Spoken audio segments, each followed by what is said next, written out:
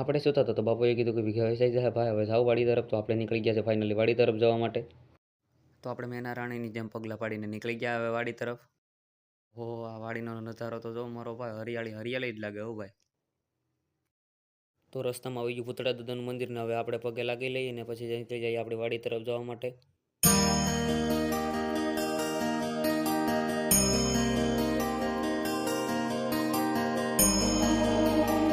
તો finally guys આપણે પહોંચી ગયા છે આપણી વાડી તરફ. હા બધે આમાં સોયાબીન, આમાં કપા,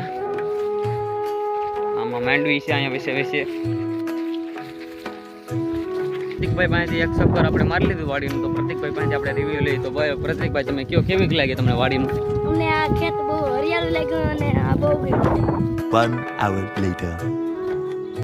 તો ફાઇનલી ગાઈઝ આપણે પ્રતિકભાઈને જમલપુડોનો ડાન્સ કરાવી નાખ્યો છે અને જોઈ શકો છો તમે. આ અમારા ગામ